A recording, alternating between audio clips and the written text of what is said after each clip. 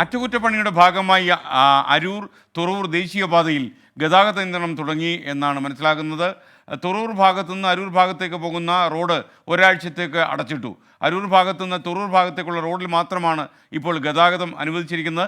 വിവരങ്ങളുമായി ഈ അരൂരിൽ നിന്ന് ശ്രീകാന്ത് നമുക്കൊപ്പം ചേരുന്നു. പറയൂ ശ്രീകാന്ത്.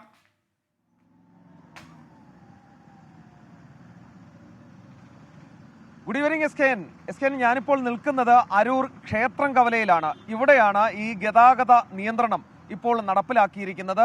ചില്ലറ പരിഷ്കാരമല്ല, വളരെ ശ്രമകരമായ പരിഷ്കാരമാണ് നടപ്പിൽ വരുത്തിയിരിക്കുന്നത്. ഇത് വാഹന യാത്രികർക്കും ഒപ്പം തന്നെ അത് നിയന്ത്രിക്കാൻ നിൽക്കുന്ന പോലീസ് ഉദ്യോഗസ്ഥർക്കും വലിയ ബുദ്ധിമുട്ട് ഉണ്ടാക്കുമെന്ന കാര്യത്തിൽ സംശയമില്ല. ദേ ഈ ബ്ലോക്ക് കണ്ടാൽ മനസ്സിലാകും ഇതിൻ്റെ ഒരു അവസ്ഥ. അതായത് ഒരു വരിയിൽ കൂടിയാണ് എറണാകുളത്ത് നിന്നും ആലപ്പുഴയ്ക്ക് പോകാനുള്ള വാഹനങ്ങളും ആലപ്പുഴയിൽ നിന്നും എറണാകുളത്തേക്ക് പോകാനുള്ള വാഹനങ്ങളും ഒരൊറ്റ വരിയിലൂടെയാണ് ഇപ്പോൾ കയറ്റിവിടുന്നത്. ഒരു വലിയ വാഹനം ആ വരിയിലേക്ക് കയറി ഒന്ന് ഒടിച്ചെടുത്ത് മുന്നോട്ട് പോകാൻ പെടുന്ന പെടാപ്പാടാണ് ഈ ദൃശ്യങ്ങളിൽ ഇപ്പോൾ കാണുന്നത്. ഇവിടെ ഞാൻ നിൽക്കുന്നതിൻ്റെ വലതുവശത്തു നിന്നും അരൂക്കുറ്റി ഉൾപ്പെടെയുള്ള ഭാഗങ്ങളിൽ നിന്നും വാഹനങ്ങൾ വന്നിറങ്ങുന്നതും ഈ ഭാഗത്തേക്കാണ്. അത് ഇവിടെ നിന്നും കുറച്ചുകൂടി മുന്നിലേക്ക് പോയി യൂ ടേൺ എടുത്ത് തിരികെ വരുന്ന ഒരവസ്ഥയിലാണ് കാര്യങ്ങൾ ക്രമീകരിച്ചിട്ടുള്ളത്. അതായത് എസ്കേൻ ആകെ കുഴഞ്ഞു മറിഞ്ഞ് കിടക്കുന്ന അവസ്ഥ. ഇത് പ്രേക്ഷകർക്ക് വേണ്ടി നമ്മൾ ഒന്ന് കാണിക്കുന്നതാണ്.